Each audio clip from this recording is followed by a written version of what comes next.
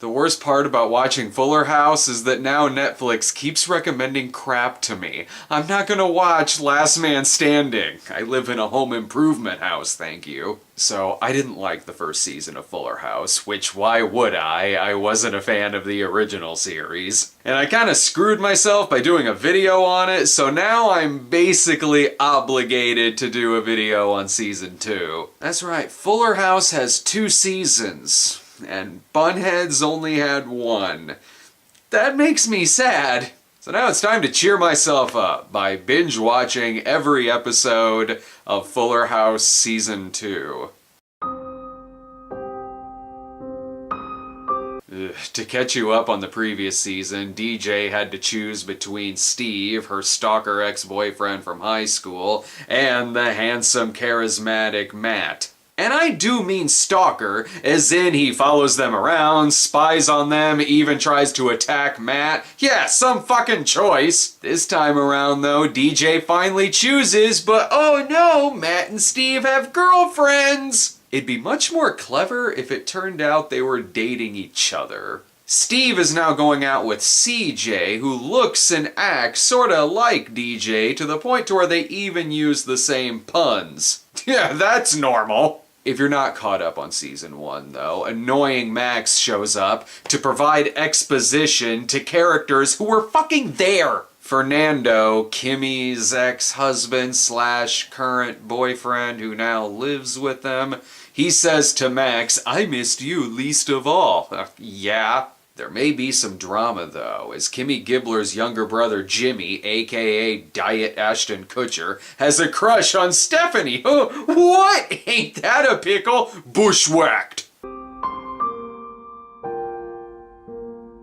This episode is 6 minutes shorter than the previous episode, probably because in the season premiere, the fucking audience had to woo for 5 seconds every time a character appeared. This is the most easily entertained audience. They actually, a kid picking up a toy and a dog eating. There's now 2 stalkers this season because Jimmy Gibbler has his RV parked outside the house and won't leave until Stephanie agrees to go out with him. And everyone else finds this adorable. This show's idea of a romantic movie is fear. Episode 2 does do something I never thought I would see in the Full House universe, a pixelated nutsack. So then it has something in common with its own porno spoof. I did get a little sad here, though, because Alan Thicke turns up in this episode as DJ's blind date, and I really hope this wasn't his last project. And what the fuck, he was Kirk Cameron's dad on Growing Pains, and now he's dating his son's sister?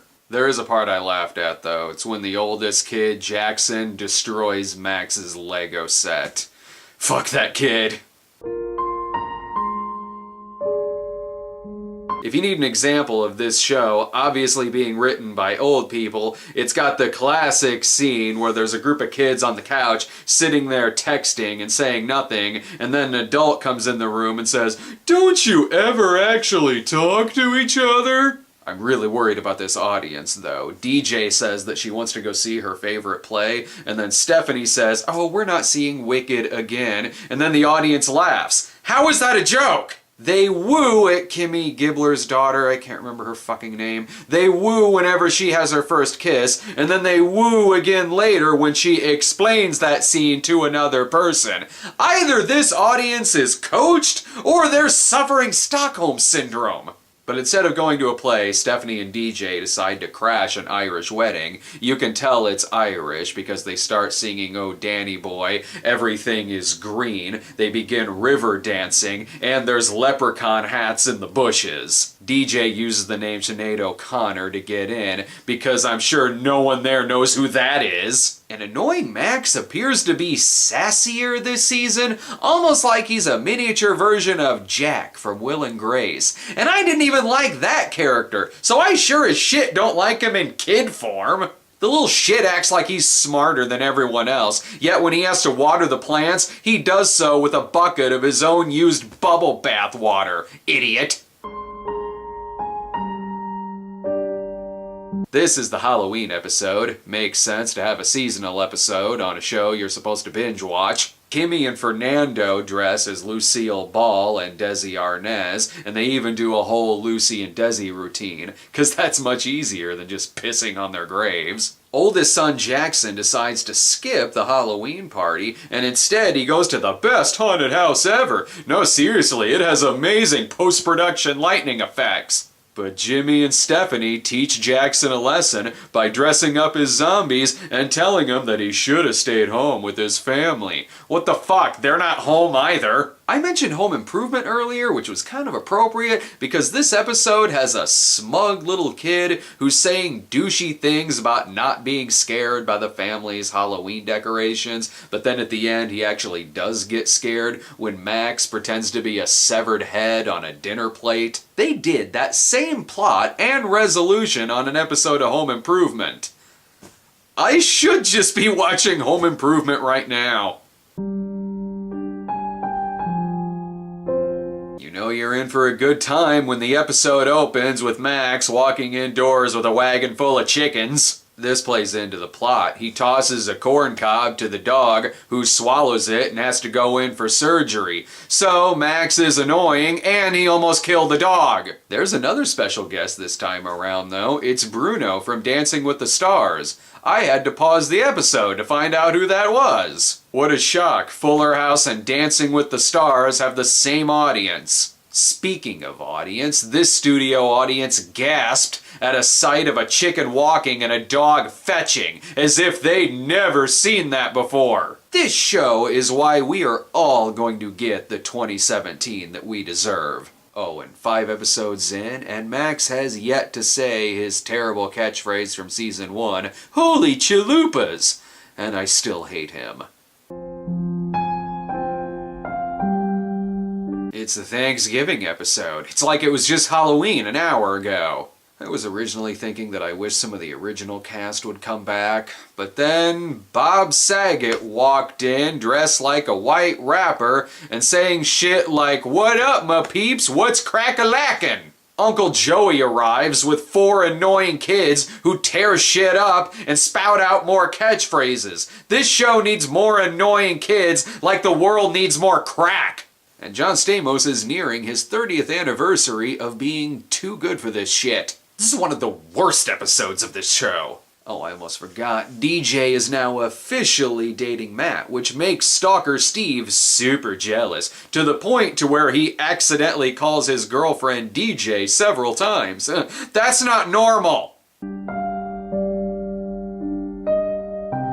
Max still has his chickens and his outdoor farm, because that's a story arc that needed to carry over multiple episodes. Fans of the original series will be super excited for this episode. The girls' band Girl Talk gets back together. They even flash back to a Girl Talk episode because it's important to show you that this universe was always shitty.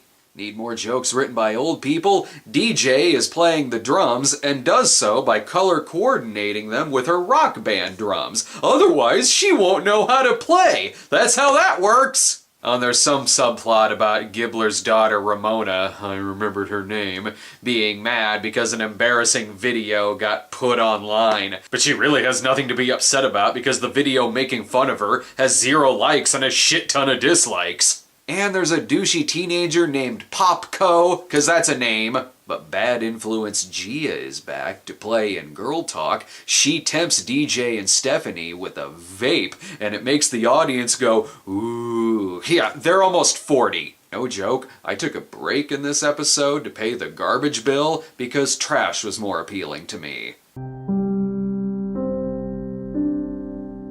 The plot line with Max and his organic farm wraps up when he loses the science fair. So that was worth the 3-episode arc. Here's an episode that reminds you that there are better things you could be watching because it actually starts shilling for Netflix about halfway through. A character says, "Isn't TV without commercials great? I'd pay a monthly subscription for something like that." Yes, thank you for reminding me that Netflix put this out, so I can cancel my membership. Also, I know what Netflix is. What the fuck do you think I'm watching it on? And no, I'm not really gonna cancel my membership. They have Gilmore Girls and Friends. This episode features the line, "Nice overalls, Oshkosh bagosh," and then has the balls to later on say, "You're pandering to the lowest common denominator." It features Stephanie's music video, not once, not twice, but 3 times, and at one point replaces the footage with a dog and a baby. This audience is why shitty baby videos always won on America's Funniest Home Videos. This episode begins with a baby jamming his fists on a toy piano.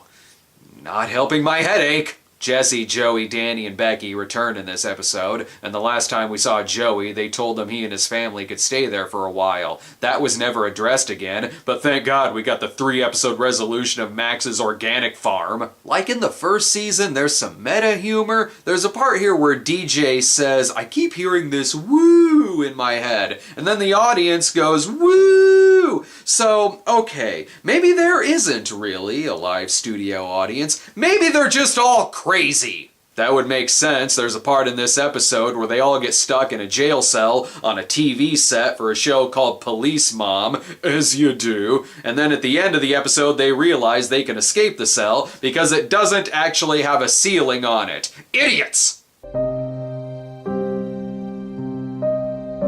And now they're dragging the new kids on the block to hell with them. The last episode had Phil Morris, who I mostly know as Jackie Childs from Seinfeld. Stop dragging people down on your ship! They want to recruit the new kids on the block for DJ's birthday, so Stephanie and Kimmy kidnap them and drive them to the Tanner house. Do you remember the movie Heartbreak Hotel where David Keith plays Elvis and he's kidnapped to perform for Charlie Schlotter's mom? That was a weird one. This is really good for Stephanie's music career. She's really taking off after that dog baby music video went viral. Careful there, Fuller House. I'm still not over the breakup of Girl Talk. Best part of this episode, though, Donnie Wahlberg is literally FaceTime in to help sing Happy Birthday, and he clearly doesn't give a shit. It's okay though, they make sure to tell us the time and network that you can catch all new episodes of Blue Bloods. It's DJ and Kimmy's high school reunion, only someone needs to do their homework because the yearbook they're looking at references NSYNC in a period of time before they made their first public appearance. Yeah, I had to look that up, but for a show that's a product of the worst parts of the 90s, it really should get its 90s trivia right. So we've had Alan Thicke, Phil Morris, the New Kids on the Block, and this episode has Hal Sparks. One quick rewrite and this could be a Queer as Folk crossover. This one's got a lot of callbacks, and since I wasn't a fan of the original series, it's kind of like going to a high school reunion of a school that you didn't go to and watching people reminisce about shit that you have no idea what they're talking about.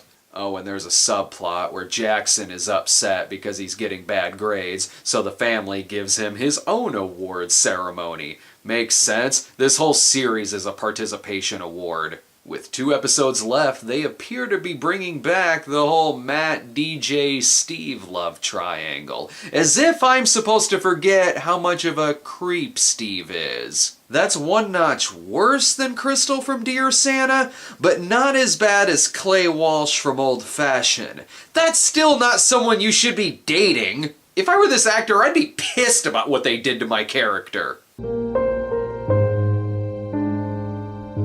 DJ raps in this.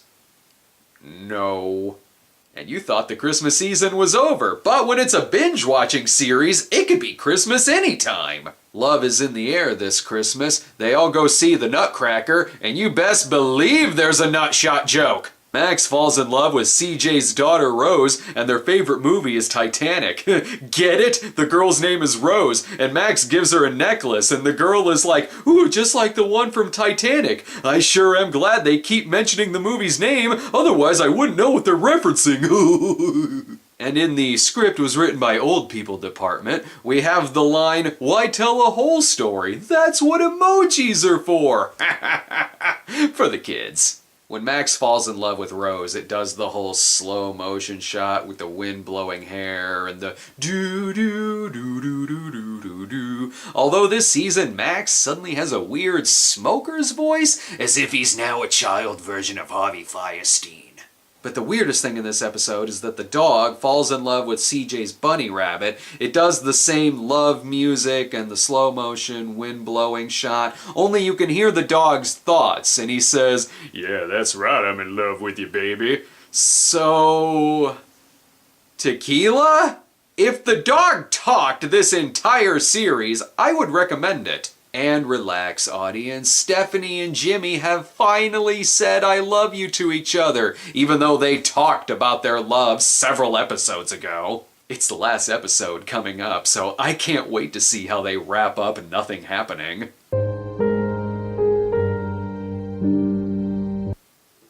Thank Christ.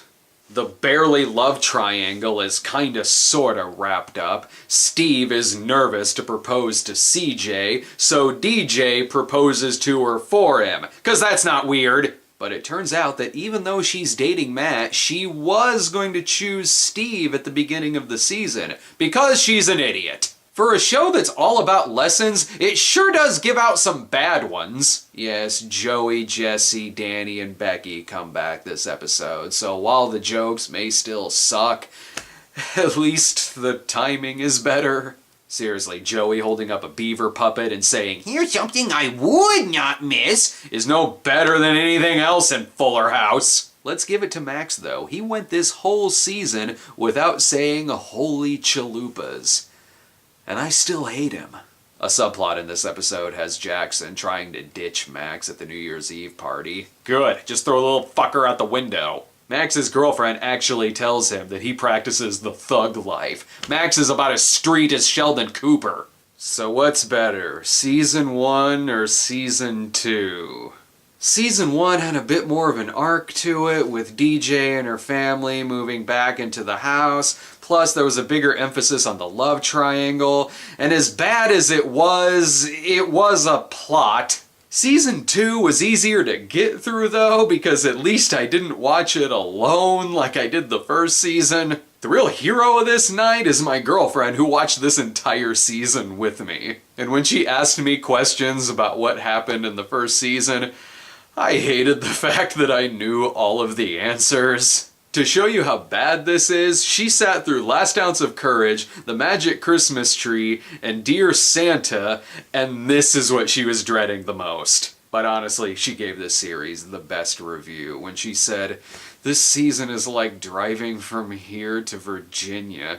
It's really, really, really long, and the hardest part is the final stretch."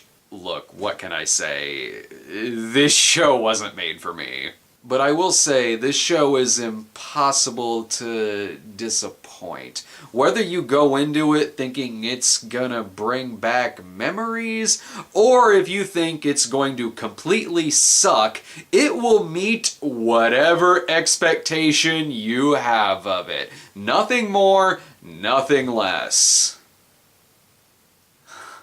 This show sucks.